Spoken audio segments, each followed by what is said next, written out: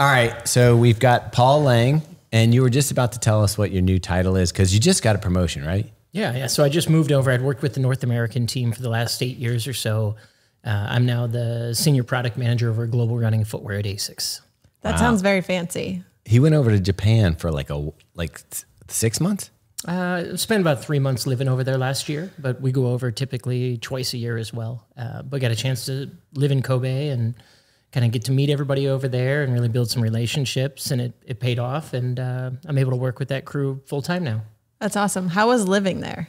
Oh, it was awesome. It was, I've been fortunate enough to travel a lot in my life, and people are always like, oh, like, what's your favorite place in the world? And, there's places where you want to travel, but then there's places where you'd want to live. And from a living standpoint, like, my heart rate just didn't go over 60 the whole time I was there. It was like just easy, and there's a sense of like orderliness. Yeah. And I it's love that. It's clean. I mean, yeah, you guys have both been there. It's Yeah. the most beautiful country. You've got Tokyo, that's this incredible, beautiful, like futuristic version of what we can be. And then there's cities like Kyoto, and, you get out to Nara and these temples and the countryside. And it was just magical. Yeah, it was super cool. I don't understand. In the U.S., there seems to be a disregard for other people in general. Like, if it's inconvenient for you to be carrying trash in your hand, you'll just throw it on the street here. In Japan, there's just a sense like, hey, don't mess around with the order. Like, if there's not a garbage can around, which there aren't, you carry that trash around with you all day until you find a receptacle. And it's kind of like an unwritten rule for everybody. And I'm just like, why can't this translate? Why can't we have this? Yeah. So is permanently moving to Japan ever a option, thought? I'll never say never. Okay. I mean, I love the egg salad sandwiches at 7-Eleven for breakfast. Like, that's what kept me going every day. Meg would love that. We love the egg salad. Not into that. It's the best breakfast in the world. 2 egg salad sandwiches and a bottle of tea, and like, I was on my way. That was every morning? Yeah, every morning. Okay. Yeah, I'd walk to the 7-Eleven, then I'd walk to the train, take the train to Port Island where the office is, and get going. All right, so let's rewind a little bit because we've actually known you for a while now. We always talk about on the show like how COVID kind of like truncates how long that we've known people, but we've been, doing activations and doing programs and doing things with ASICS for now like 7 years, I think. That's crazy. That feels right. And I feel like you've been there the whole time. Yeah, so what would it have been? 2017 is when ASICS kind of hit reset. And so that's when we opened the offices in Boston. I joined the company in May of 17, I think. Okay. And so then that fall, that's when we really started to push. I think we started looking at like 2018, so we started getting involved with Marathon Expos again. So we're getting out to like Chicago and those types of events. We started bringing, retailers and media to events, Falmouth and some of those things. And so we went from, not being involved in the community to really coming back full force.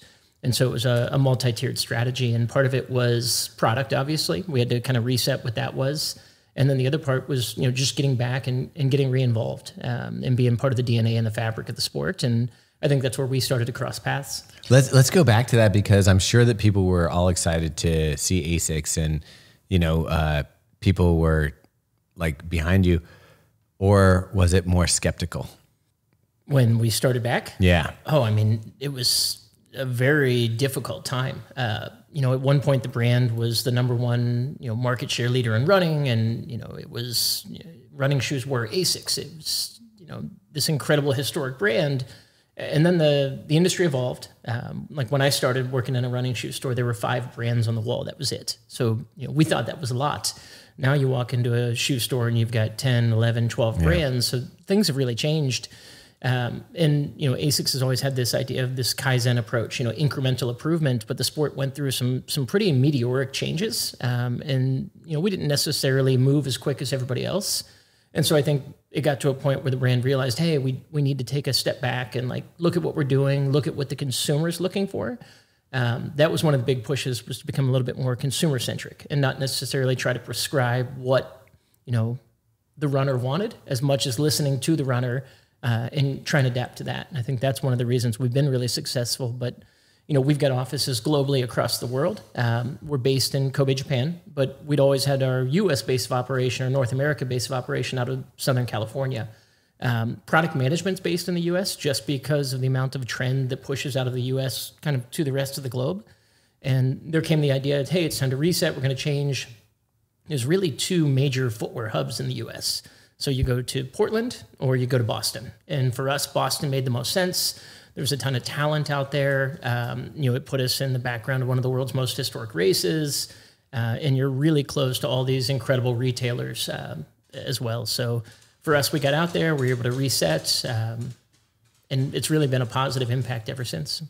Yeah, location-wise, you can't really beat it. I mean, if you go to Oregon, you're kind of trapped out in Oregon. Like Boston, you guys are close to New York, to DC, Philly, all of it. So I'm glad you're on the East Coast. Yeah, for sure. Being here in Baltimore. Okay, real quick, let's go back even further.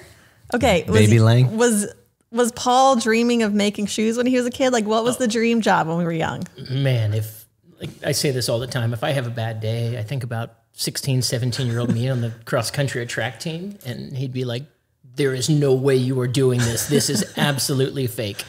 So I grew up, I started running. I got cut from the baseball team a couple times in middle school and, 7th, 8th grade. And I was like, okay, I got to find something else.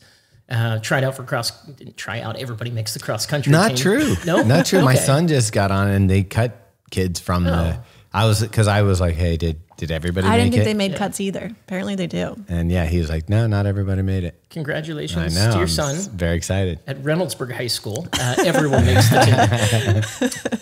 So I did that, and there was a local shoe store in town, and I was like, oh man, this would be like, what a dream job to be able to work at a shoe store. To touch people's feet. To help walkers. Well, I achieved that dream very, very quickly. I went in, I was like, oh, this is going to be awesome. I'm going to sell racing flats and like split shorts and singlets. And it was like a week into the job before I actually sold a pair of running shoes to a runner. And I was like, oh, like it's not what I thought it was, but it's still very cool. You're helping people move and, it was different. So, from there I went on to college and ran in school. And after school, I was like, I'm going to go back to the store and keep running a little bit and work at the shop. And from there, I kind of moved in, started just in the fitting stool and I was helping people with shoes. And then, moved up and moved up and moved up. And then I was buying shoes for the stores and apparel. And I started to take trips with brands. And, I had an opportunity. I worked really closely with New Balance. And we had an incredible sales rep, Jen Aldridge. And she moved on and got promoted. And she was like, hey, I think you would be really good at this. And I was like, oh, this is like a cool opportunity. And, that kind of cascaded. And from there, more opportunities presented themselves. And, I got to work with some really incredible people over the years. A lot of the sales reps that sold me shoes when I was on the retailer side, I've ended up working with or for, or, against friendly. So it's really cool how it all comes full circle, and it's a really special industry. Well, it is funny because you're friends with Paul Zielinski, who we've had on the podcast from New Balance, and his I don't even know how to describe his partner. Jen. Yeah, partner Jen. Yeah. And you guys all met in Ohio. We did. All through the store, correct? Yeah, so when I was a sales rep in New Balance, Paul was the tech rep or the trackster that was working with me. And so we had a really close relationship. Jen was working at the local store, the Fleet Feet that was there. So I was selling apparel to her at a point. And it's this crazy thing. We had sales reps over the years that sold to us. There's a guy from Nike, Ian Dickinson, who ended up becoming. I know Ian. Yeah. So Ian was initially the Fila sales rep, and he would come by every 6 months and give me a free pair of Fila shoes and say, "Oh, you got to bring these in. You got to bring these in." It was like, "Oh, yeah, we're getting to it, Ian." And then he became the Nike sales rep, and it was at the same time like Lunar hit, and it was this like crazy meteoric rise. And so Ian was there for maybe 18 months, then moved to Under Armour. And so, I built a relationship with him over the years. And then he ended up at ASICS and helped bring, me into that fold. And there's, all kinds of different stories like that of people that I still see today. How small is the industry? It's tiny. Like, everyone. That's the thing that I didn't realize, like, as we were coming up and we were starting to meet people from brands and stuff, because we didn't do the traditional route. I do feel like if you want a job at one of these companies, the traditional route is get a job at a local running store, work your butt off, help them out with the demos, be that guy. And there's kind of like this like little I wouldn't call it nepotism. What do you call it? Insider. I think you're just preparing yourselves with the skill set for the work. Okay, there you go. That's a better way to say it. Yeah, you work your way up. But when we start working with, it's like, even in the time that we've been working with the brands, the people shift from brand to brand. Mm-hmm. So like you might be working with somebody for one event and then they go to a different brand and now you're working with them over here. Is that fun or is that frustrating when you lose people to another brand? Well, you always want to see the best for somebody else. So I think that's first and foremost. If somebody leaves and it's for a solid progression, like that's great for them. We're all pushing forward. Like this is probably the most exciting time in running in terms of product. And we could go back the last 4 year of podcasts and say that every single year, like, oh my God, the product is so incredible this year. Oh, I can't believe how good the product is this year. Yeah. And so every time I talk to one of your colleagues, he's like, just wait, next year's the year. It's like every time a new shoe comes out, we're like, hell yeah, it's lighter and bouncier. Yeah. It's lighter and bouncier. And eventually we're going to be putting you on the moon with some of the shoes that we're making, right? I'm here for it. Yeah. So, one, the competition's incredible. Like we've got major respect for all the brands and what they're doing. I think, seeing what a competitor does lights a fire underneath of you. You're like, oh, this is great. Like, let's keep pushing.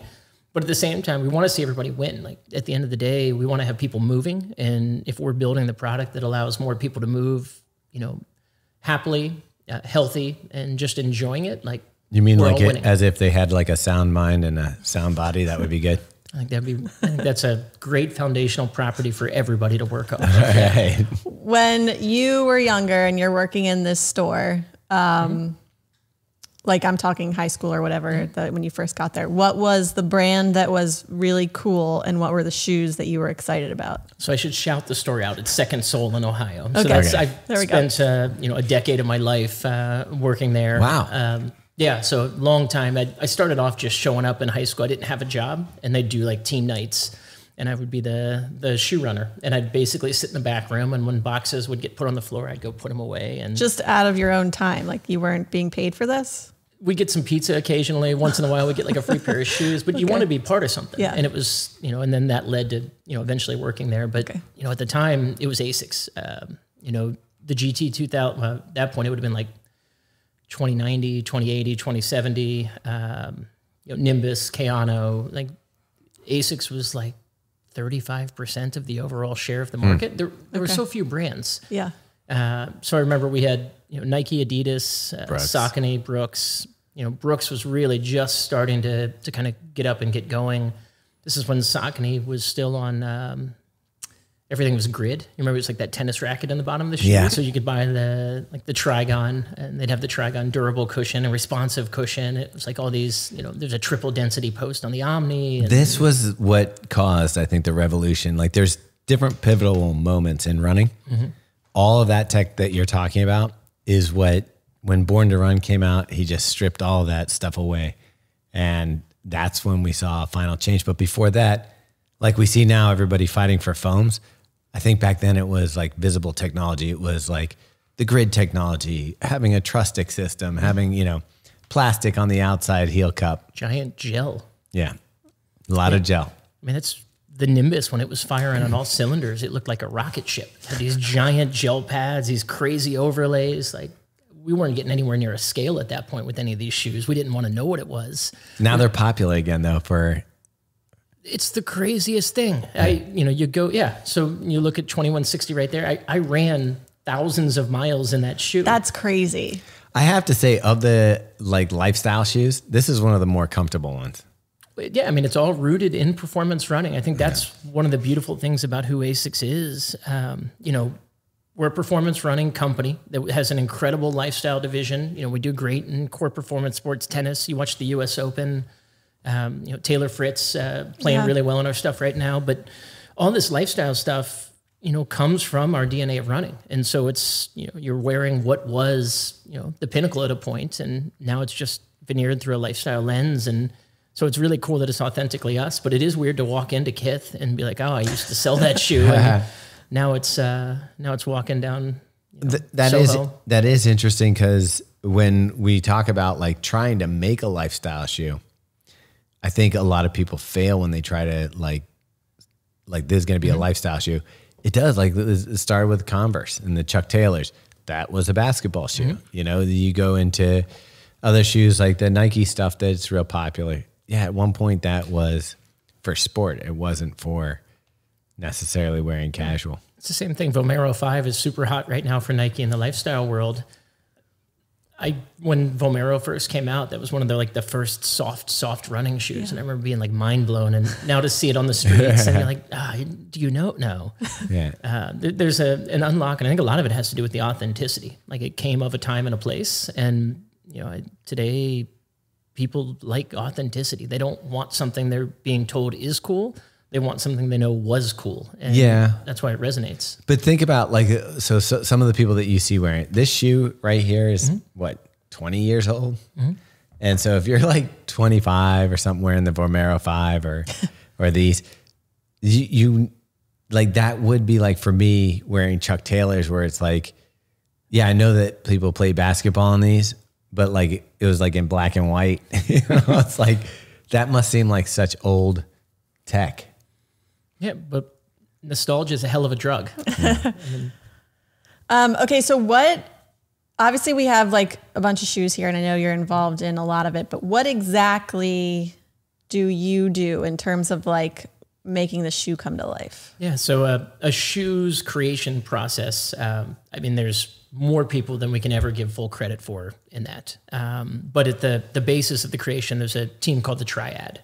And so the Triad is the product manager, the designer, and the developer. And each of those people is supported by a whole group and division, other testing and all kinds of stuff. The product manager is the person that's coming to the table with, the brief, the idea of, what the shoe is, what the intent is, effectively the why behind the shoe. You're positioning this to the rest of the team of what we want to bring to the market, inspiring the designer, who then is going to take this idea and, they're going to make it beautiful. They're going to create the best case scenario of what this shoe could be, based off of the cues and the brief that you've built, the idea of the inspiration, where it's coming from. And so that's where you see these incredible sketches. You always see it like launches of stuff that maybe don't look like the final shoe, but they're these beautiful, the concept cars of shoes. Exactly. Just beautiful. To back you up just a little bit. So when you talk about briefs, just so that we're not like insider talking.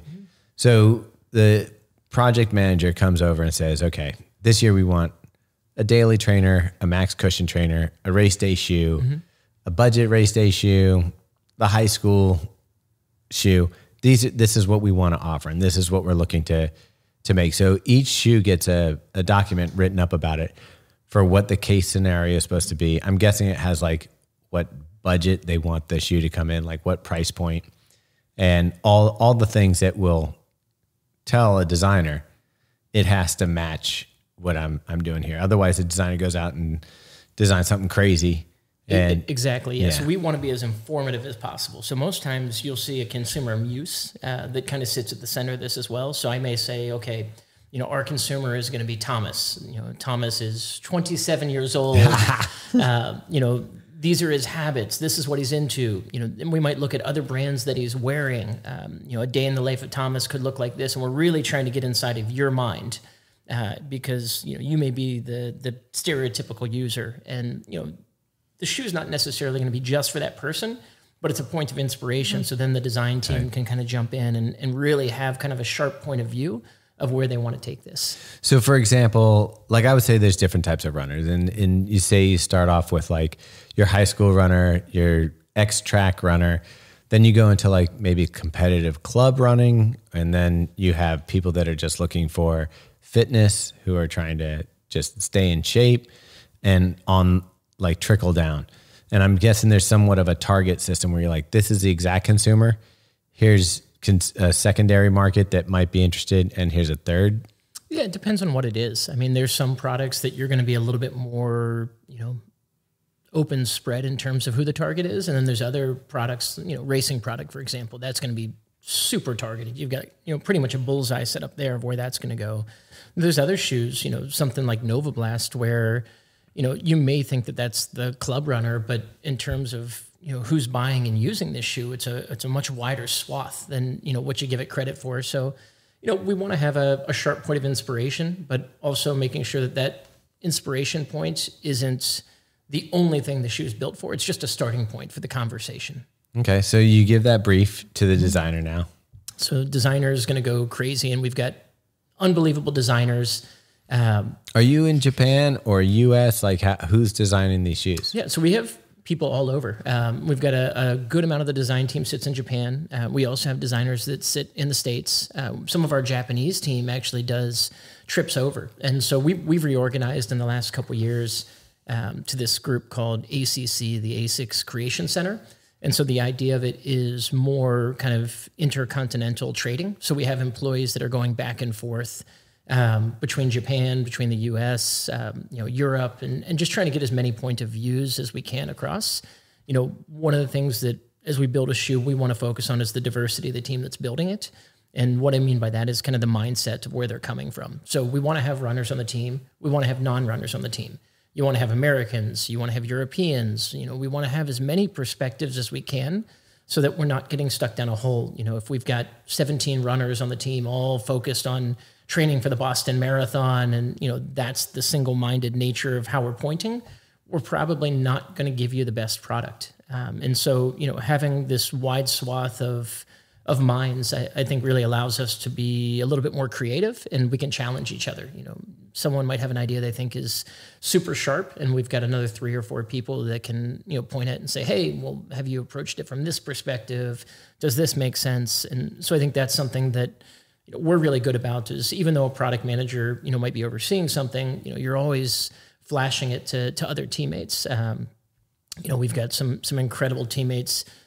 To the women I work with, Susan and Emily, I'm starting to get into this, and so I'm sharing a lot of my stuff with them and saying, tear this apart, give me help. You've got the experience on this, and it's really helpful to hear what they have to say and kind of blow some stuff up. And I've got a lot of preconceived notions and biases that I have to learn to try and set aside and make sure that we're focusing, not on as much as I want to build a shoe for myself as a runner. We have to build it for the person at the end that's actually going to be buying the shoe. And so keeping that in mind helps ground a lot of the conversation, thought process, and ideation. Like we've noticed, because we, with our reviews and reading other people's reviews and seeing how people adopt shoes, there's a difference between the European consumer, American consumer, and the Japanese consumer. And I also remember when we first started working with ASICS, internally there was some push and pull, I think, with the softness and durometer of shoes.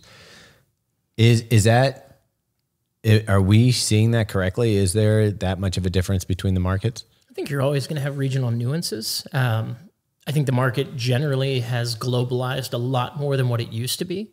The internet, you get on Instagram and,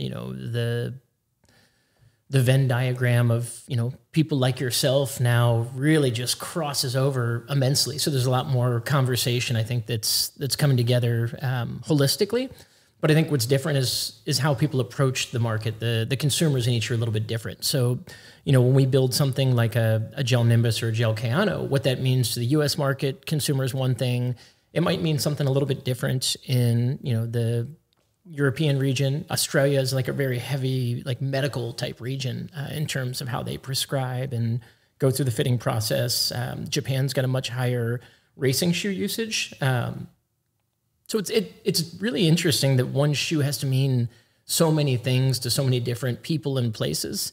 It's one of the challenges, but I think it's also one of the really incredible learnings that we have to undertake, like seeing how these retailers work, how the consumers work, what events are like, what's social running like in all these different places. We see these amazing shakeout runs here in the United States that have started to take place. I was at London Marathon a couple of years ago with the two of you, and we saw that shakeout that took place that was just kind of like mind-blowing for a lot of people. We started to see some of that in Japan at Tokyo Marathon. I know that some of that stuff's happened. So there's these seismic shifts that are happening in terms of community and how people approach the sport. And I think a lot of that has kind of manifested itself in a globalization of the footwear. There's always going to be differences. brand voices are a little different in different places, but at the end of the day, a good shoe is a good shoe. And runners are going to vote by what they're putting on their feet on race day or what their majority of their training's done in. Yeah. All right. So we pulled you a little bit away from program manager, product designer. What was the third key? Developer. What is that? So the developer's got to keep everybody sane and on budget. This is one of he the hated guy in the office? He and she can be much appreciated when they do a great job. So they're the puzzle maker. So they've got this idea of what the product manager has potentially, put into the ether. So we wanted it at this price and we wanted to do these things. And then you've got the designer that's built this, again, like rocket ship of a design. And the developer's looking at it and go, okay, so how do we put this together? How do we build it to perform this way? How do we make it look like this? How do we make it arrive at this price? And how do we do it all on time? And so, this is not the job for me. I mean, a great developer is unbelievable. Yeah. So we're lucky. We've got one of the greatest development groups in the world working for us. And we've always been a very development-driven company. And so I think you see that through the quality of the products, the durability of the products, the consistency of the products. We just had a handful of our developers over doing some factory tours in Thailand and Vietnam, and they're just obsessed with making sure that we're nailing and getting it right. And I think the communication has really improved over the course of the last couple of years, just in terms of everybody working as one and really pushing forward. And you've seen that in the output of the products. So once the product manager hands over the brief to the designer, how long does it take to then come back with a shoe, and like how many iterations of design are there? We could spend the next day talking through this, the timelines on the project, what type of project. Typically there's a couple different initial sketches. They may even have come to the table ahead of time with a few things in their head. Okay. You're kind of going back and forth. Sampling is usually done on 3 rounds. So it's a really interesting process. A lot of times it's waiting. You get things kind of finalized, you go through design reviews, everybody's like, okay, we feel great. And then we wait for the sample. There's other stuff happening in the background, but it's okay, now we wait. And when the box arrives, you unbox it and you're like, okay, fingers crossed. Did it get nailed? Is it what happens so if far you off? get a sample that's like just completely off from what you were expecting? I mean, it happens. That's part of the game. And what's cool is, you're sampling That's so many happened different to us. That's true. T-shirts and gear, I would guess. Yeah. You're sampling all kinds of different variants. It's not like we're just saying, okay, the first sample of this shoe, this is it.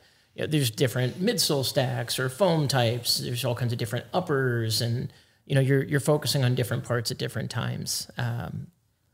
So you laugh sometimes when something comes in and it doesn't look great. You might Cry.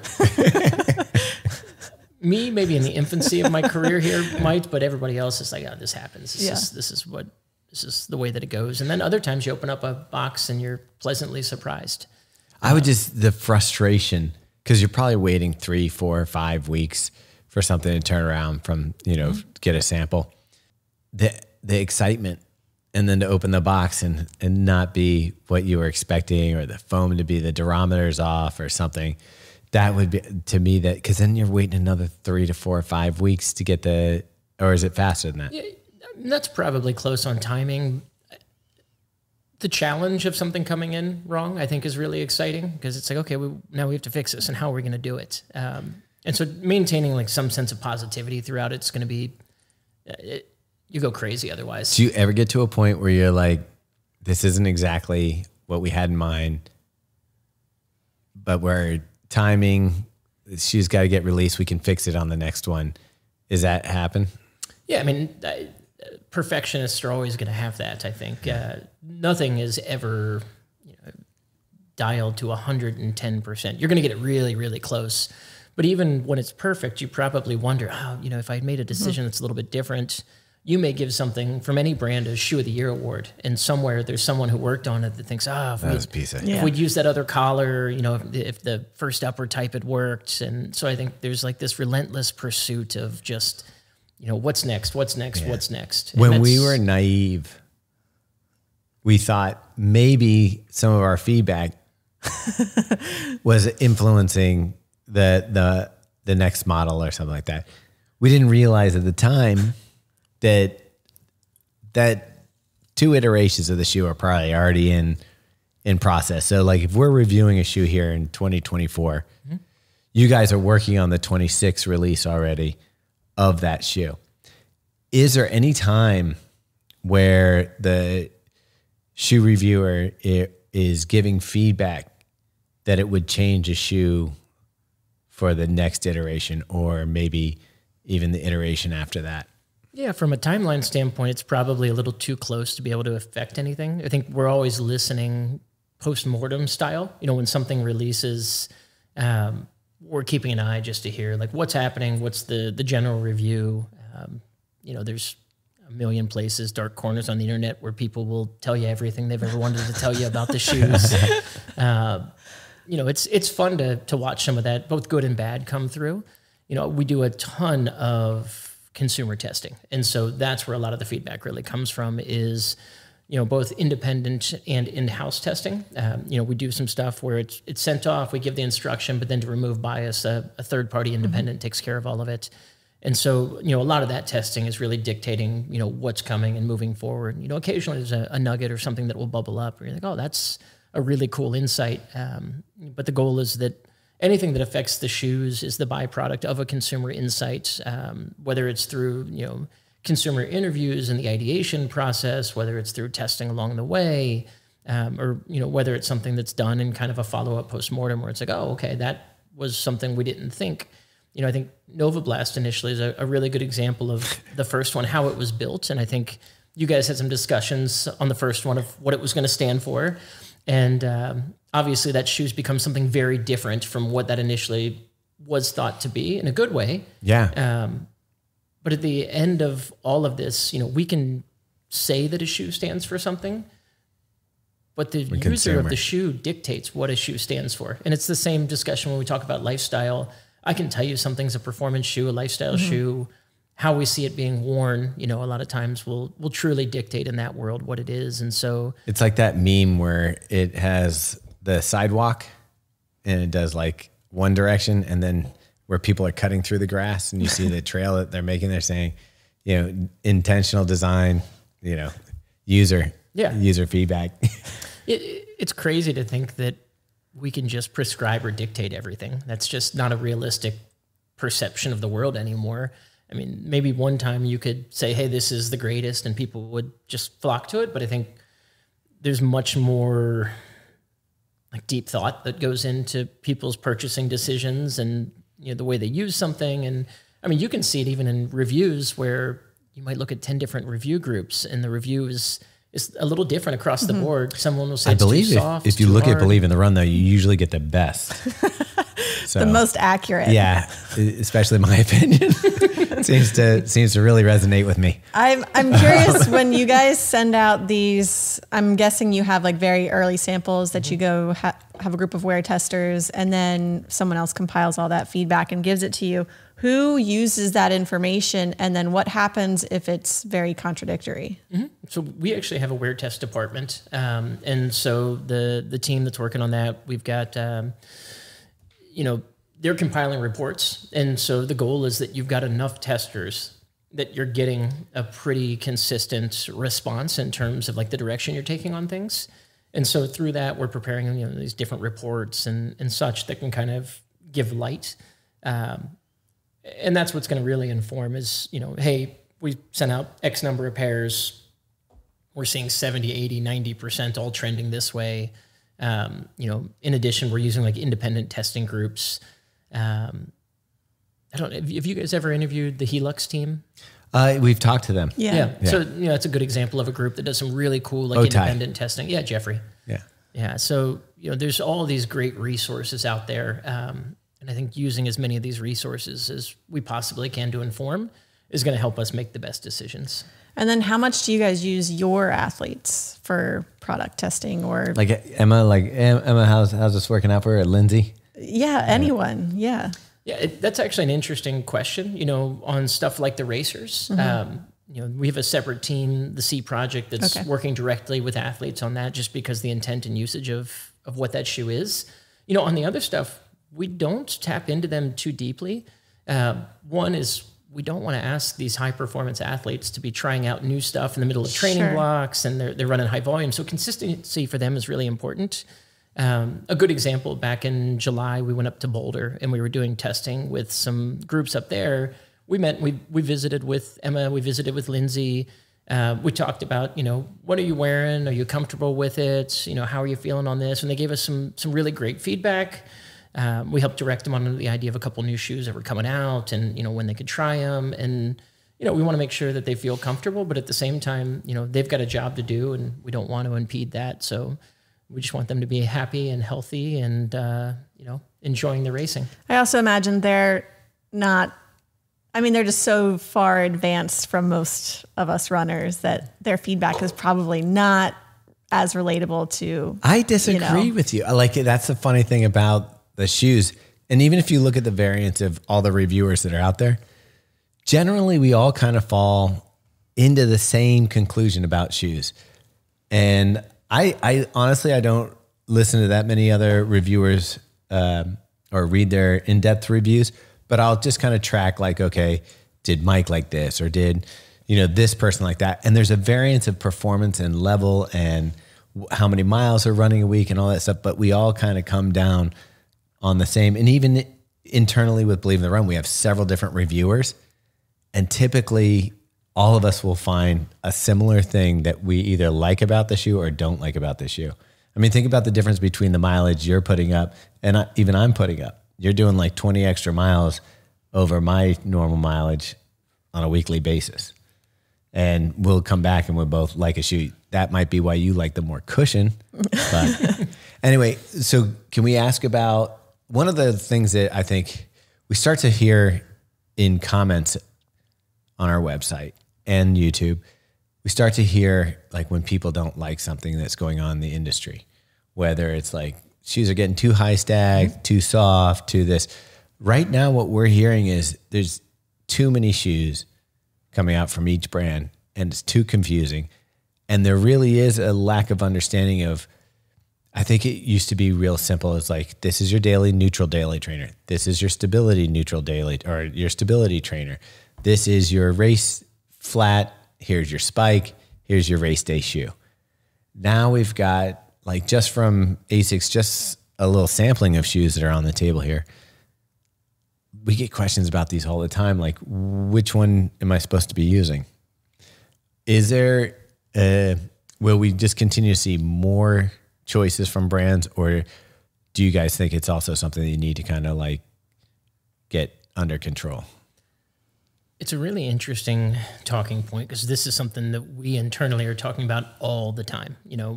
If we're making something, does it make sense? Does it have a why? So the first counterpoint that I'll make is that more people are moving now than ever. So we've got way more, I don't want to say runners, even just athletes. And some of those athletes are athletes who run. Some of them are runners that are athletes, but they're all moving.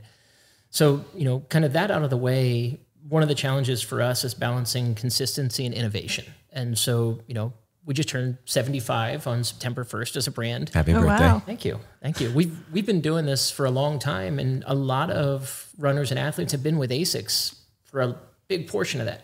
And so, as much as we talk about carbon plates and PIBA and all that, there is a consumer that just wants what they've had, and they want the consistency of that. And so I think, we have some shoes that are going to continue to evolve. We have this principle of Kaizen, which is like this incremental improvement, always getting better, but just incrementally every year.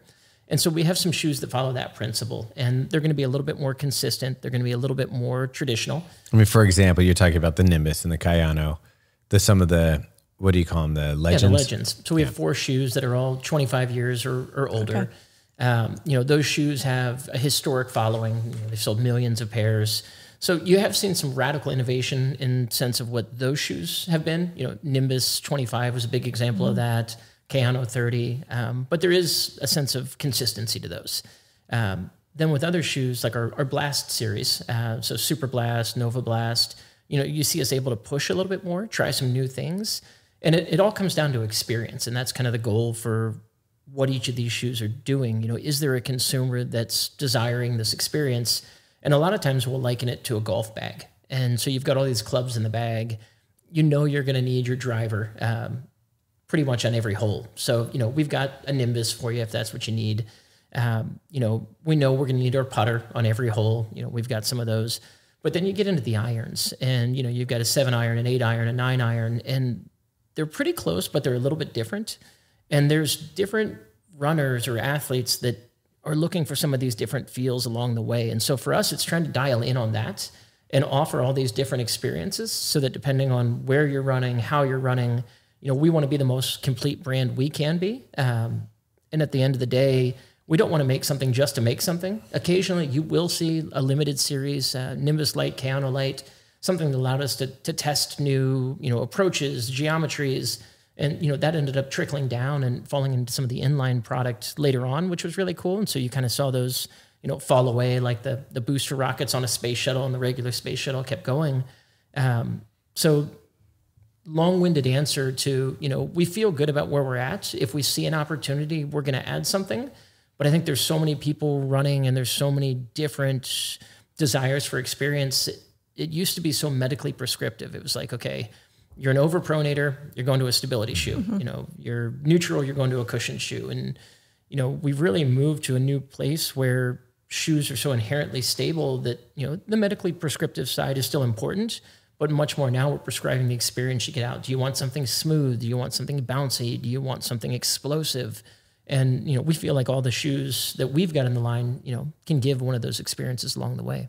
Do you, when you look at other brands, you don't have to name a specific one, and you see what they're offering? When you see their shoes, are you ever like confused by their lineup?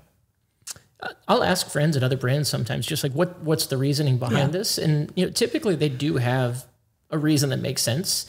You know, occasionally it's like, hey, we just got our hands on this foam and we had to try something. But generally, you know, I think sometimes the engine of absorption is a little bit difficult for consumers because there are so many brands bringing so many things. But if you step it back and, you know, you're just shopping a singular brand and you came to me like, hey, you don't have this, you know, it would seem like a miss. So there's a lot of brands making a lot of product, but I think within the brands, you know, walls or ecosystems, typically they have a place.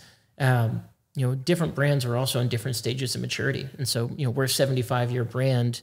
You know, we started in 49. We were making running shoes just a couple years after, like technical running shoes, just a couple years after that.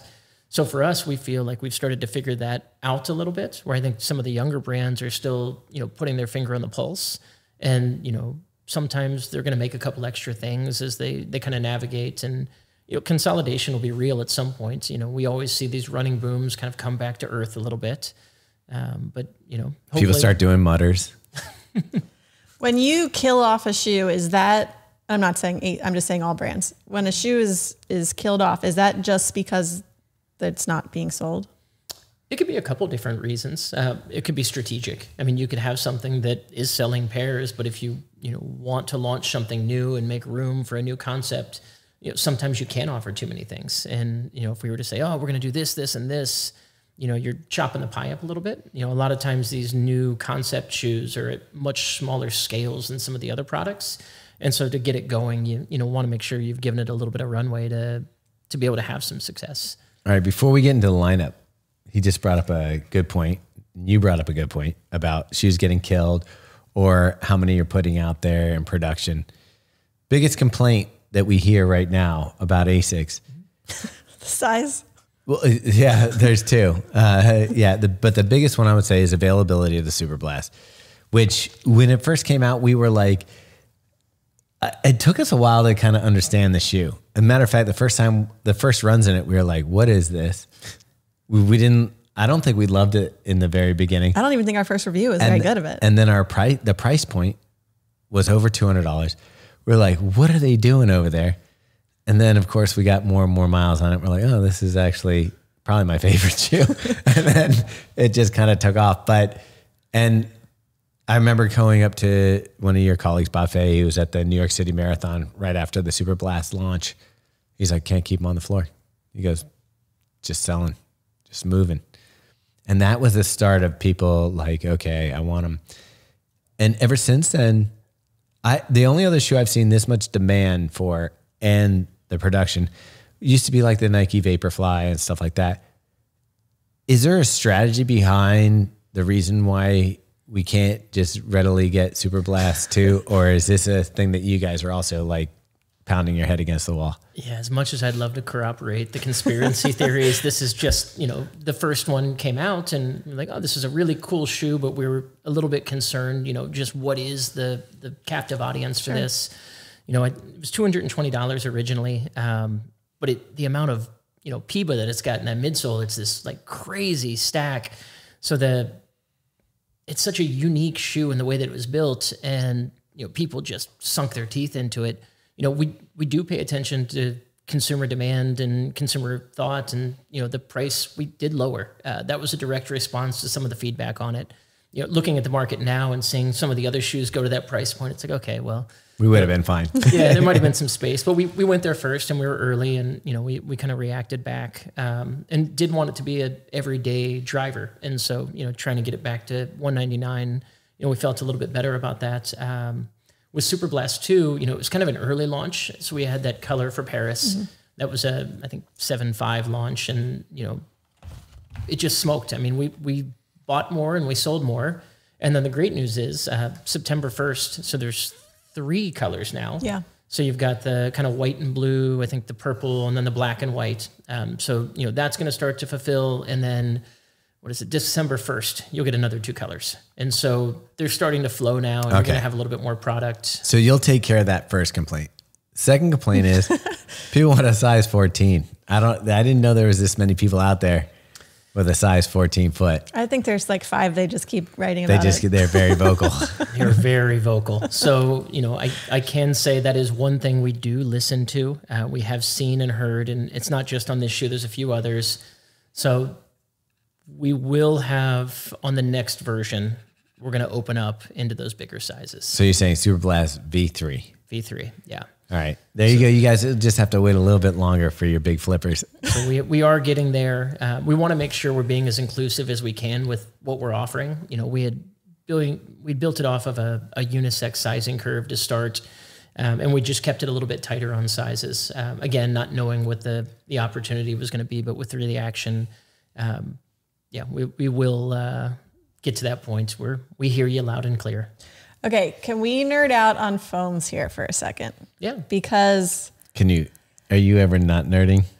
No, I guess this whole podcast is a giant nerd fest, but specifically foams. Okay, let's just start with PIBA, Pebax, that very... Well, Pebax is a brand name. Yep. This is actually, what did... This is PIBA still. Yeah, so but what's the... polyether blockamide. Yeah, but what was it? It was like fiberglass or like... the one before was a nylon-based foam. Nylon-based foam. Yeah. So we're PIBA on this one with a base of the Blast Plus on the bottom layer.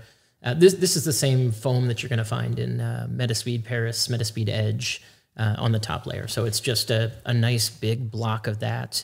It's super wide in terms of base nets, so inherently it's a little bit more stable than what you would get in the racers.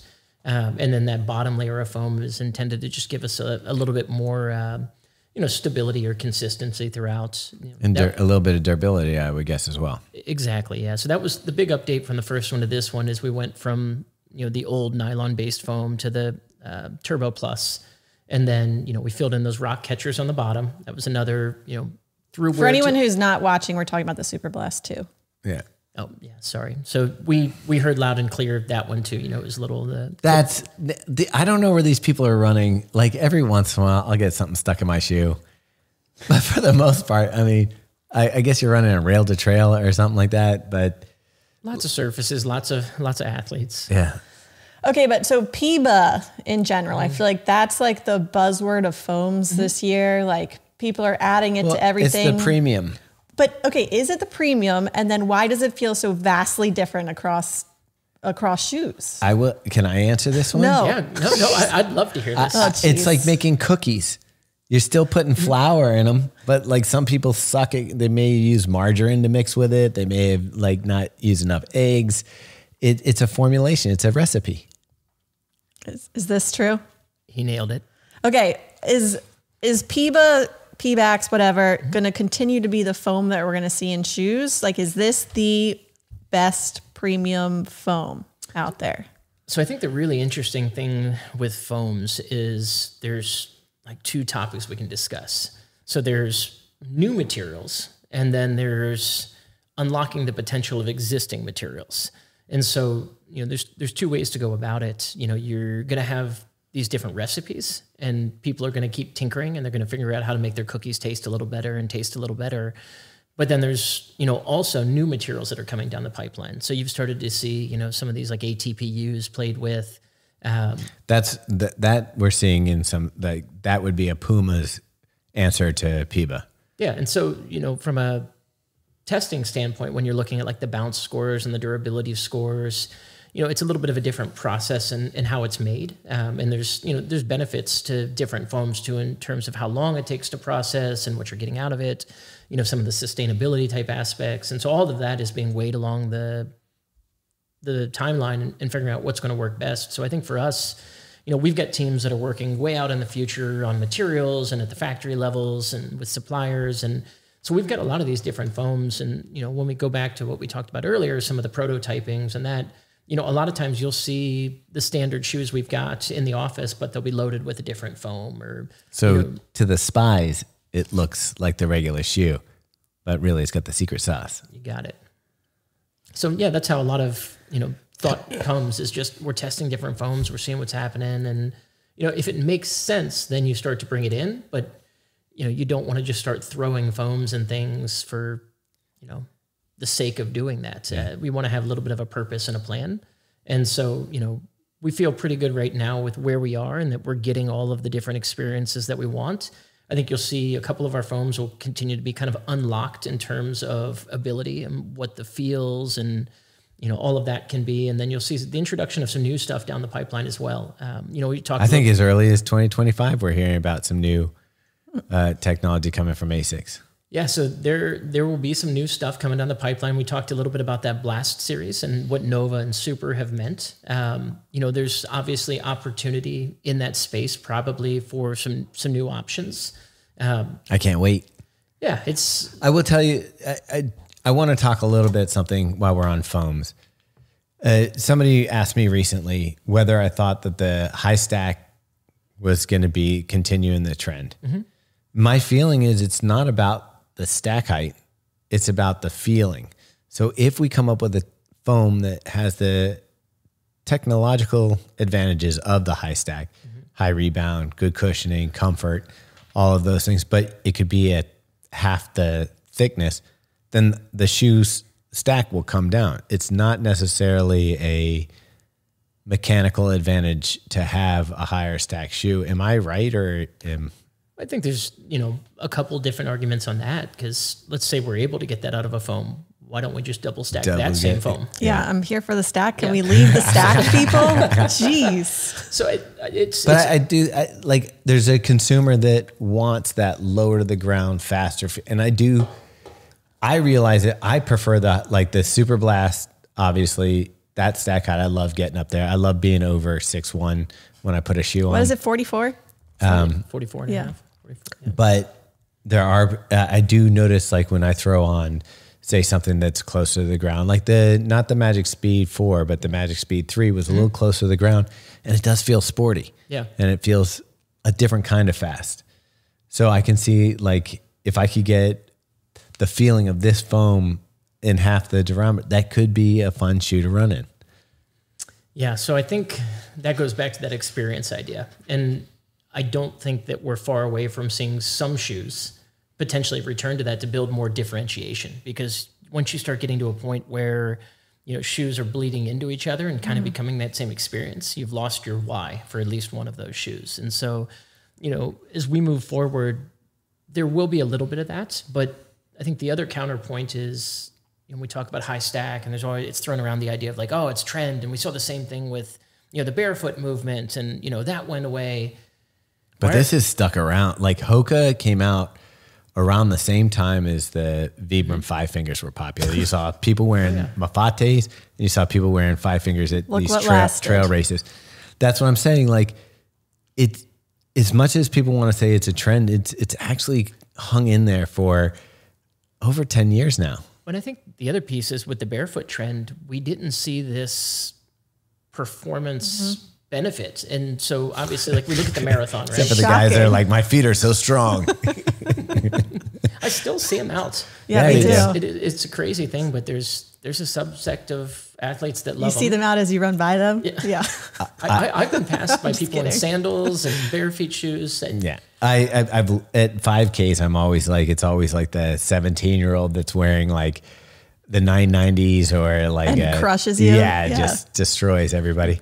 If we had seen an athlete go out and run, 202 and a pair of 5 fingers, or something like that, I think you would have had a little bit Sure. more validity for the longevity of it, But what we've seen in terms of these shoes providing a performance benefit both on race day, but then also the amount of recovery that we give everybody. And that's, I work with a guy that was an Olympian a couple of times, and we were joking about it. He was like, I used to run these quarter workouts, and I put my spikes on, and we run it on Monday. And he's like, on Thursday, I'm still like limping around.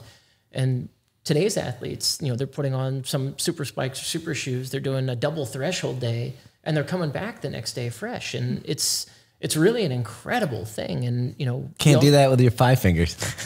No, but we've got all these other tools too. It's Right. when I was in high school, it was like, oh man, we got a garbage bucket and we're going to fill it up with ice and this is recovery.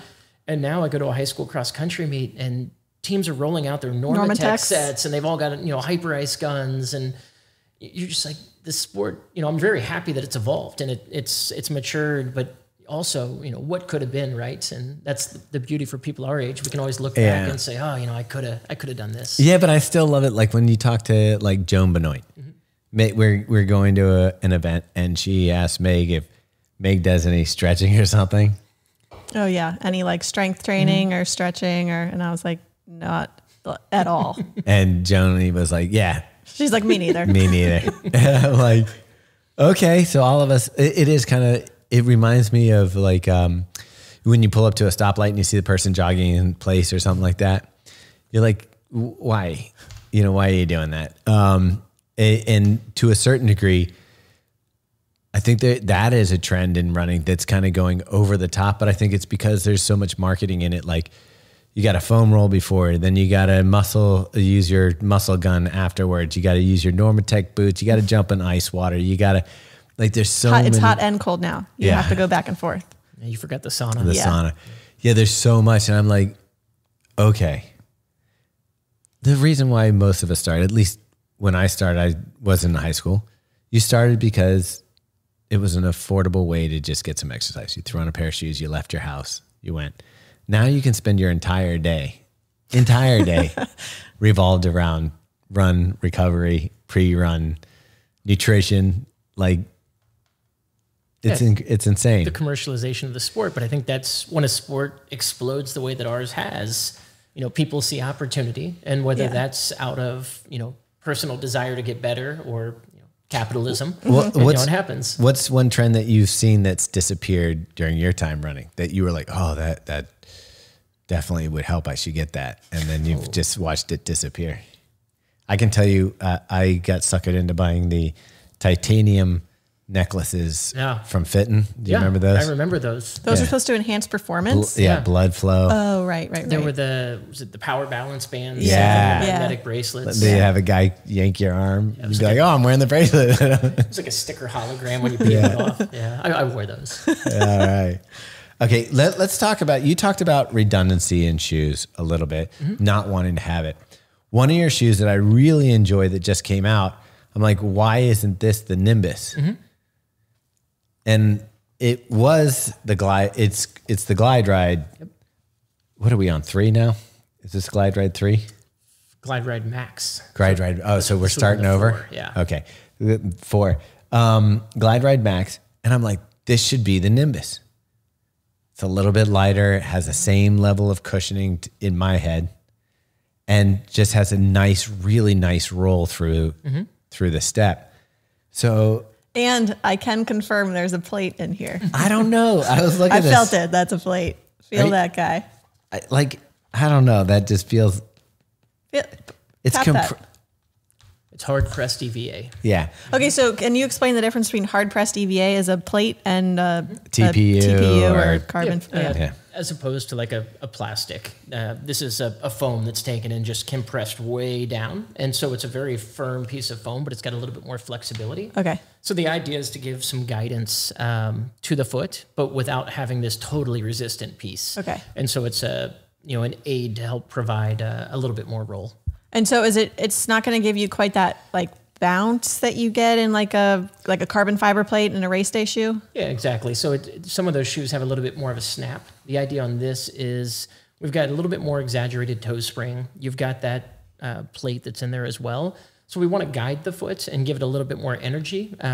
But one of the things with plated shoes, depending on how stiff it is, depending on your approach to the ground, your body weight, how forceful you are, not everybody activates a plate in the same way. Sure. And so with this, we just want it to be a little bit more accepting, to give some guidance, but not to be overwhelming the shoe. And so it's diet plate. So to give everyone a little background real quick on the Glide Ride Max that we reviewed, we had people comment that there wasn't actually a plate in this shoe. And so I texted someone at ASICS and he went ahead and sliced one in half for us, which is what we're showing here on the podcast, to prove that there is in fact a plate in there. I'm gonna side with both sides. I don't know. I would call this a plate. Like it's compressed, it's firm, but it is almost like if you took like a peanut butter and jelly sandwich in a bag and smashed it down really flat and then, called that a plate. It's soft and flexible. It's not soft. Well, So I think the other thing that's interesting about plates is that it started off, we had carbon fiber plates, and Yeah. that's what a plate was. Right. So our understanding of plates was very narrow. And then you start to see materials like Pebax that have a little bit more flexibility. Now you've got some foam. So as shoes continue to move forward, I think plate types, shapes are just Sure. going to continue to evolve. So, I think the plate terminology will shift, evolve, change. Also we the- may call them different things, but they'll continue to proliferate in running shoes, but maybe just in different manners than we expected. I think it's a term, like the plate's there for a stiffening agent in this shoe as well as in a race day shoe. I think where people get hung up on this stuff, if they're not as nerdy as we are about shoes, they hear plate, they hear spring, they hear, oh, it's there to propel you forward. And the truth is that now it's just a structural component to a shoe. Yeah. So in this particular case, this isn't a plate that's going to be helping you go sub 3 or anything like that. It's just there to kind of stiffen up the soft midsole. You've got the new Flight Foam Blast Max, which is, what is that material made of? It's an EVA blend. So it's, a little bit of a softer material than we've used in the past. It's lost some weight. It's got a little bit more energy to it in terms of bounce. So just layering it on top, helped give a little bit of a different feel. And then with that plate that's really in there for guidance more than anything, the two of those playing together, give us a little bit more unique of an experience. So the Max material is what you're talking about when Megan asked the question about the different foams. You say we're re-looking at existing materials and playing with them to get a better experience for the runner. That would be this Max EVA blend. Yep. That's on top here. Yeah, and I think a lot of different brands are doing this right now. We're seeing all these blends, and different brands are calling them different names. For us, it's just about dialing them in to get an experience. So, when we walk back to something like the Nimbus, for example, you wanted to know why we've got these two different shoes. Yeah. Nimbus, again, has been around it'll be 27 years this spring. Nimbus has always been this really soft, cushioned shoe. The idea of it has been, maximal comfort, plushness underfoot. Like a cloud. Who would have thought, right? It's crazy. So, you've got Nimbus and Cumulus on that front. We didn't really have a high cushion model that had a little bit more energy to it. So the idea on this one, this is actually stacked higher than the Nimbus. It's lighter than the Nimbus. It's a lower offset heel to toe than what the Nimbus is. It's got a little bit more additional rocker. It's got that plate. And When you then talk about the rocker, one of the things I do like about the shoe is it's very subtle, but you'll notice it if you actually look at the shoe, that the toe actually extends up really far in front of the toe spring there. So it's like on the tip versus being back a little bit on the shoe. And I think that's part of that helps the shoe have that really sweet roll that it does. Yeah, I mean, it's super, super smooth. And the plate plays into that a little bit. It helps you get kind of from the back into it. And then you catch that rocker, you roll right through. And for a lot of Nimbus wearers, you know, if this was the Nimbus, this isn't what they're expecting. You know, they want traditional cushion. They want soft sink. And so for us to have this positioned a little bit differently, you know, to the two of you or to Mike, you know, maybe you feel like this is what you'd want as your Nimbus, but we want to be really careful about the identity of the shoes. And we don't want Nimbus to become something that it hasn't been. It is a very specific why. And so that's why you'll see some differentiation on Glide Ride Max. You know, this is going to have its own why. It's a premium cushion, but with a little bit of a more energetic ride to it. You get a little bit more of that push, a little bit more of the smoothness, you know, a little bit more propel, where Nimbus, you know, we're really kind of sinking in. Can we talk about the nomenclature for foams? We can do that. Okay, because he does not look thrilled. Well, no, because here's the thing I think that's also confusing to consumers is if I see, oh, this is a flight foam. In one shoe, flight foam is one recipe. And flight foam can be called flight foam in another shoe, and it's totally different. And that's one thing that I think we spend time either through our YouTube videos or our written reviews explaining to people that just because that's their proprietary name for foams, and it also helps kind of put you in silos. So you have, I think it's, some other brands do it completely like separate, like this foam is for this line, this foam is for that line. You guys kind of mix it up a little bit. But when we talk about these foams, they're not identical. If it just has Flight Foam Blast Plus, doesn't mean it's the same that was in a different Flight Foam Blast Plus. Is that correct? So typically it had been pretty consistent from the beginning, but we went through this kind of foam arms race, and it was, oh, how quickly can we update and push? And, you know, I think everybody's looking, what's the next foam? What's the next foam? And so you initially saw a bunch of different names, and every time it was like, oh, we got to add a plus, we got to add a this, we got to add a this. But we're at a point now where there are so many foams that you're trying to see some consistency. So a great example of this will be the foam that's in the new Nimbus that's coming out in the spring. You know, it's going to be badged as the same, you know, Blast Plus Eco that it was previously. It is a different configuration. So we're actually going to be coming in, you know, a little bit lighter than we would have been before in terms of, you know, the same amount of foam, you know, net. So, you know, there is some evolution happening on that, but in terms of, you know, naming conventions, so like we used a material called Solite for years and years. And then in 2016, I think it was, that's when, you know, we took Flight, and Flight Foam was the next, you know, kind of step. And it traditionally was just one foam, but from there, that's when things just got nutty. Yeah. And we started taking off. So you saw, you know, we had Flight Foam, you know, we had Flight Foam Blast and Flight Foam Blast Plus. Adjacent, we had Flight Foam Turbo, but then that evolved, so it became Flight Foam Turbo Plus. So can I ask this? Yeah. With these different things, so that it helps the consumer a little bit, is the term, like when ASICS calls it Flight Foam Blast, let's just go with Flight Foam Blast Eco. While it may be a slightly different formulation, the experience that you're intended to have in that foam should be similar to what you're expecting from that name of foam, even if it's not the same foam. Exactly. And I think the important part there is your experience that you expect might actually be different than what you think you expect. So it's the same idea as, you know, you probably have a shoe from 15 years ago that you remember like romantically. And you're like, oh, if I could just have another pair of those shoes. But if we could take a pair of those out of the box, even fresh from the factory today, you'd be like, trash. What the No, heck they is did this? that. Like that was the whole thing with the original Clifton.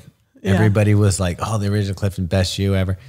And they re-released it exactly to the same formula. And everybody's like, this sucks. Taste changes, and you just forget, but it happens in real time. Yeah.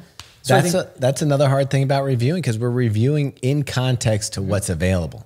So when I tell you the Super Blast is one of the best shoes on the market, in context of what's available out there for what I want to use the shoe for, this is a phenomenal shoe.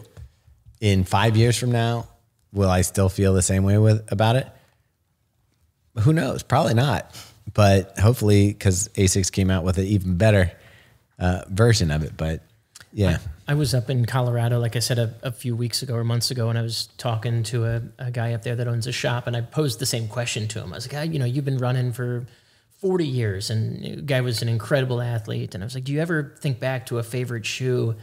And he goes, I have 1,000 pairs of shoes in my basement. I said, what? He goes, from 1979, I've kept everything. And he goes, I go downstairs and I'll try stuff back on. He goes, it pales in comparison. So I'd asked him what his all-time favorite running shoe was, and he pointed to the wall in his store and he pointed at his shoe. He goes, that's my all-time favorite shoe. Next year it might change again. Wait, what shoe was it? I'm not going to give that away. It was an ASICS then, right? It was. Oh, it was? Yeah. So come on. You can tell us what shoe it was then. It wasn't an ASICS, so I'll give him his anonymous credit. But the same thing next year. We're going to go back, and if I ask him again, it might be something different. Right. And I think we do have this, rose-tinted glasses, romantic vision of what some of our shoes in the past were. Or how we performed in that particular shoe. Exactly. There's emotional connections to things that are just, everybody's got a shoe that's somewhere in their life, either how it felt, what you were going through, that time of life. Sometimes it was the color of it. Like I've got 2 or 3 of those in the back of my head. They're like, man, if I could just have 1 or 2 more pairs of those, it would be incredible. An example of that would be when the Next Percent came out. Mm-hmm. It felt like nothing before it. Now, if you went and put on the Next Percent, like, do you remember how crazy that shoe felt? I thought it was the highest stack we'd ever seen, the bounciest shoe I've ever, and now I look at it and I'm like, that looks terrible. Yeah, and it, like, if you went back to that now, you'd be like, this isn't fair. I don't have an advantage in racing anymore. And it is. And Meg's holding right now the race shoe from ASICS. This is another confusing one. I'll let you get into this. Yeah. So I find myself going back and forth. I feel like every brand now has at least 1 or 2 race day shoes, race day options. You've got the Vaporfly Alpha Fly, the Cielo X1 and the Rocket 2. You've got the Fast Star and the You guys have Nitro Elite. The Metaspeed Sky and Metaspeed Edge. Paris. Those ones I'm holding. And they look so similar and feel so similar. So why are we getting 2 versions? Yeah, so the idea of the shoes was birthed from kind of our elite athlete camp. And it was, all of these studies and through the work, it found there were kind of 2 different ways that people get faster. You either open your stride up longer, or you increase your cadence, and the stride stays the same, but you're moving a little bit different in terms of cadence speed. And so through that, we wanted to make sure that athletes had options that fit their needs the best. And we want to make them look as closely associated as you possibly could so that most people can't tell the difference. So, the goal on that was a consistency from a branding idea. We wanted to look like one team, one ASICS. I get that. There have been some changes, over the last couple seasons to make it a little bit easier. So outsoles have changed color, so we can tell by that.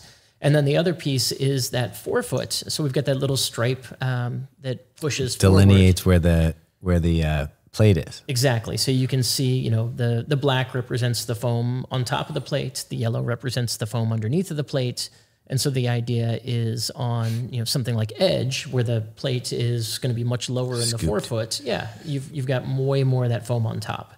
And so, it is 2 different experiences. We can prescribe something all day and say, hey, you're this type of runner, you need this type of shoe. Ultimately, it's what you're most comfortable in. And, we've even found that a lot of our athletes will wear both. I do. Yeah, but they use them for different occasions. I think the sensation makes the difference.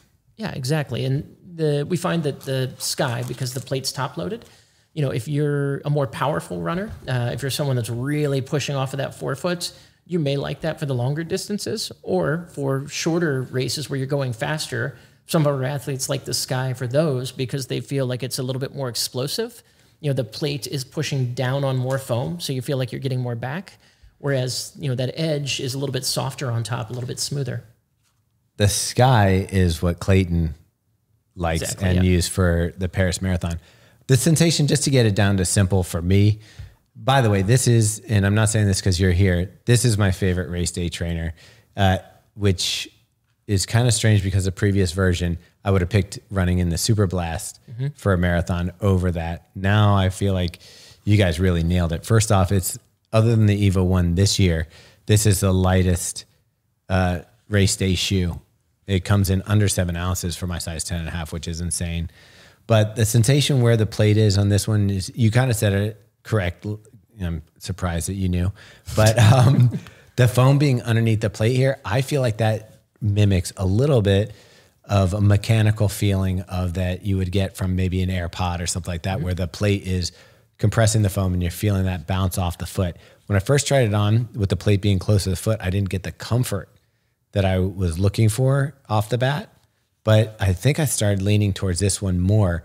I ran a half marathon in this one, and I think a 10 miler in this one. And the difference between, when I say this one, the edge, is with that scoop under, and this is why I know why Megan likes this one, you get that initial comfort because the plate's not so close to the foot. But I think that comfort, you're losing some of the mechanical energy return that you get from. Well, maybe it's also because I'm not a 4-foot runner at all. So I'd just prefer the cushion up there than a plate. So that's also super interesting that you called that out. So with Sky, you see this little release point on the outsole. Yeah. You don't have that on the edge. Oh. So the Sky, we found more people were landing mid or 4-foot on.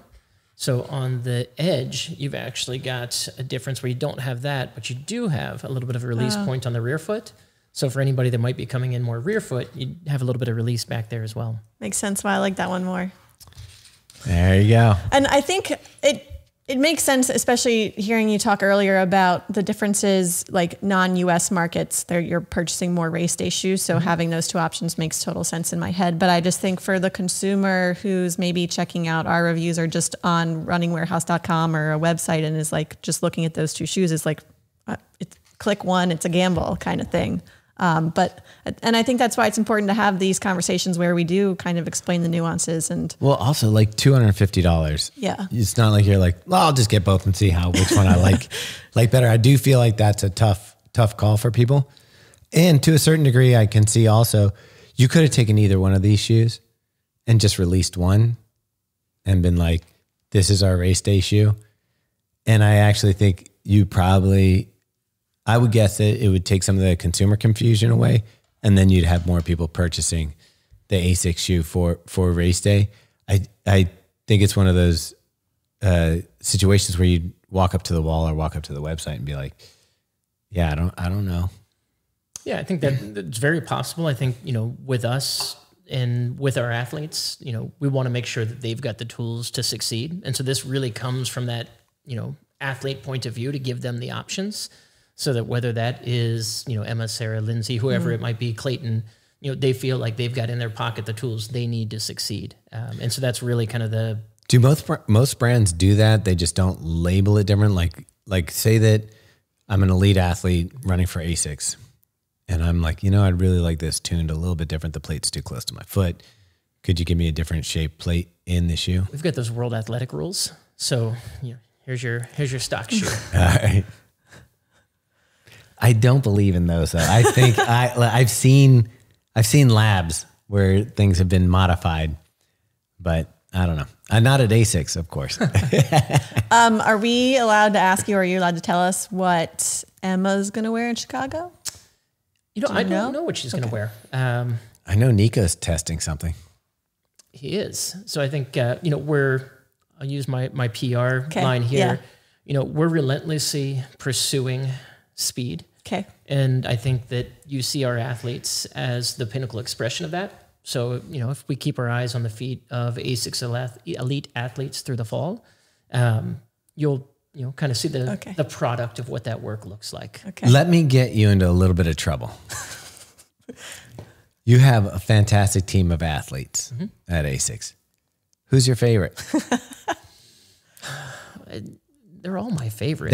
That's not going to get in trouble. I want names. Yeah, everybody's been super great. But I have the longest relationship probably with Clayton. So the the week we signed Clayton, he ran an event with us in the Utah Salt Flats. Oh, nice. And so I remember that. That was for the original it was, yeah. I remember The this story glide now. ride. Yeah. So I big met, red chonker. I met Clayton in like a hotel lobby, and I had my bag of shoes, and I was real nervous. I was like, oh, and Clayton's an engineer, and so Clayton has this mind that is just like, okay, explain the shoe. What is it doing for me? What's the advantage? What's coming? And it was awesome. He was a blast to work with. And then I got to meet his wife Ashley on that trip, and their baby at that time, Lucy. And so it was this like, wonderful, beautiful family. And subsequently, we had all these touch points. They used to come to Falmouth every year, and so we'd have this standing thing that the Monday after Falmouth, they'd come into the office and we'd do a little product thing. And so it was pretty cool. I got to see Ashley in Orlando after Clayton made the team, and just like, oh, like this is to watch. Clayton had some struggles along the way. Won an NCAA title in the 10,000. Then marathoning. First marathon was the trials in 2020, and that was a little tough. And kept trying to get there, and he was getting better and better, but just didn't quite hit it. And then all of a sudden, he went from hitting singles and doubles to hitting home runs. Yeah. And it's been really inspiring to see how hard he's worked and the success that's come to him. That's awesome. He's still one of my favorites. Yes, I like all of them equally. It is tough because when we get to hang out, first off, it's hard not to appreciate somebody working so hard towards a goal. But two, it's like we've gotten a chance to kind of get to know some of the athletes on a more personal level, like through the podcast, and also through like last Chicago, we got to do our post Chicago interview with Emma Bates, where we shared cocktails. Did I tell you when Emma? Yes, Yeah. So yes. I'm in Boulder and we're talking with Emma, and she goes, "Hey, we're in the middle of talking about something." She goes, "Wait, I saw Meg walking down the street like 3 weeks ago here when I was driving. What was going on? And why didn't she text me that she was here?" And so I was like, "Oh, that it's all of our worlds colliding again." But I thought that was pretty cool. Dom came to our shakeout run, and I was like, "Where's Emma?" And I think she like had something that evening or something. But yeah. Goats were loose. Yeah. And then after the trials, we were fortunate enough to run. Lindsay was in our hotel, I guess, and was at the bar. We were able to talk to her like right after, like an uncensored conversation about the trials, which really it was, these people, sometimes you see them in such a elevated light, and to see that them actually processing and going through the raw emotions of what just happened in the day, it was just so real. And so like, you can't help but root for her in a way that's like, you want like redemption, you want that stuff. Because honestly, she was one of my picks going into trials. I thought, wow, I was watching her workouts, I was seeing the things. She just looked phenomenal. I mean, first and foremost, athletes are humans, and we're lucky to have some of the best of them that wear tiger stripes on their feet. And, some of them have tremendous success. Lindsay got to run at world championships. Nico was at the world championships. We've seen Emma and Sarah and Val. I mean, that goes without saying, just one of the most incredible, accomplishments. I really think that I don't understand how she's not in like a superhero, like a Marvel movie already. I think she's too focused on winning a third gold in LA. Yeah. Dude, I think you have time, Val. Just, throw on a cape, get that cape money. Yeah, it's the most inspiring thing to realize that, all of these athletes are like you or I, they're just so focused on this singular task and, the efforts that it takes. We're really lucky to be a part of that journey with them. And they've all been just so tremendous to our brand that it is the whole idea of sound mind, sound body in a human being times, as many athletes as we've got. Yeah. Another athlete that we've talked to from ASICS would be you. Because a lot of times you don't think the people who are behind the product are actually runners or athletes or something like that. And I guess in some cases it's not. But you're pretty accomplished runner yourself. Not like a lot of the people in the industry. I mean, you look at some of the different companies and you've got these All-Americans and national champs. I ran a little bit in high school and college. I love the sport, but I wouldn't say that I'm an accomplished athlete. I would definitely say you're running sub-elite times. Ish. I'm getting older now, Thomas. I mean, maybe elite times for a master. You just went to the 20K and you were just telling us you were dropped it down for the final miles to the sixes flat. Yeah. I try and stay in shape, and it makes me feel good if I can use our shoes for what they're intended to. So, Which shoe did Good you product use? testing. weapon of choice was Metaspeed Edge Paris. Okay, so you like a little more comfort. I do, yeah. Yeah, I'm with you. It's It's just soft. Yeah. It's nice. It's easy. But I ran a little bit earlier in the week and did something faster, and I wore Sky. So All right. some days I want to feel like Clayton. Some days I want to feel like Emma. Is Frank in your office the fastest?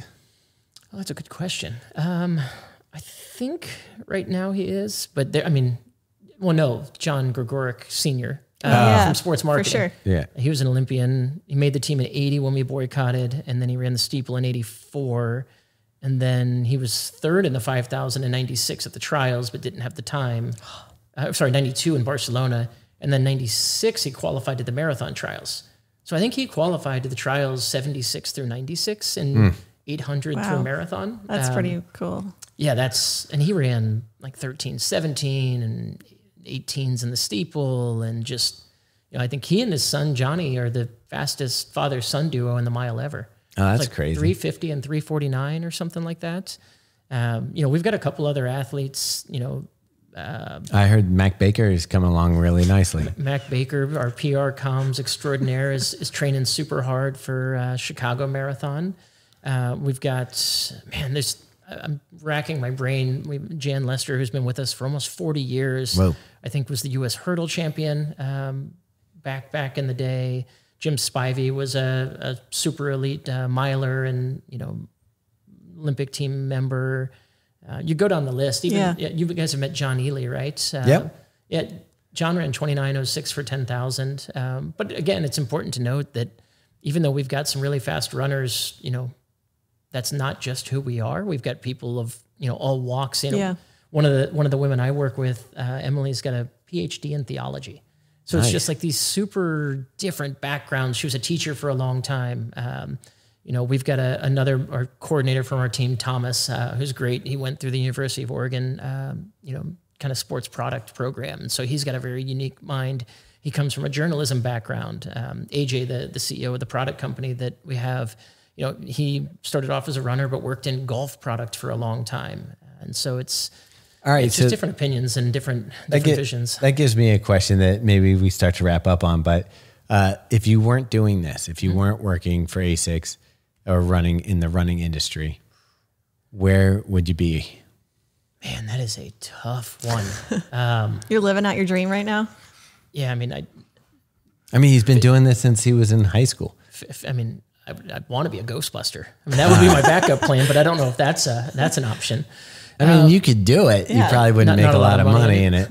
And maybe I'd be a tour guide somewhere. I love history, but where you've Hard Rock Cafe tour guide. You just take people to all the Hard Rocks. That actually, I could see him being the curator for their collection and that's it right there. Yeah, making sure that they have, Oasis is getting back together, put Liam Gallagher's jacket up on the wall.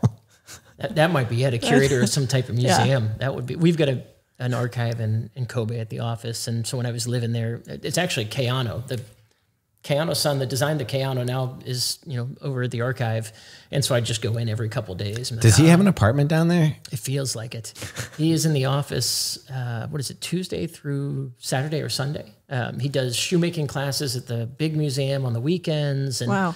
So I imagine him in like a Keebler elf living in the tree, but the tree is the ASICS archive. He's such an incredible guy. He's got energy for days, and anywhere I was, somehow he would be there. He came out last year. That's right. Yeah, we brought he was him here. brought him here. I took him to a Pirates game. We took him through Pittsburgh. But he was based in Kobe where I was. But at one point, I was at one of our factories, and it's 4 hours away from the office. And I walk into the lobby, and Keanu-san's just standing there, and he's just an incredible ambassador for the brand. And this guy he used to make shoes for Isaiah Thomas, Kurt Rambis, all these NBA players. That's kind of how he started off. And then he created Keanu, and, that really put the brand on the map, and, we took off. The original signed one by him is right there. It's pretty cool to be, this 75-year brand, and to get to feel like you've played, a little bit of a role in that brand. There's a lot of people that love ASICS, and for us to be able to kind of hold that torch and, hopefully help push the brand forward and grow and just be a little bit part of that, 16-year-old cross-country high school me where in my 2120s or whatever, DS Trainer 7s he'd lose his mind if he knew that this was reality. I mean, just one trip to Japan. Yeah. Okay, I'm going to end it on this one. Give us your perfect ASICS lineup for all your training needs. And that's like, interesting. Like, let's say 3 shoes. Yeah, or no, I give them 4. 4 You shoes. can get a daily trainer, you can get a race day shoe, Okay. and a recovery shoe.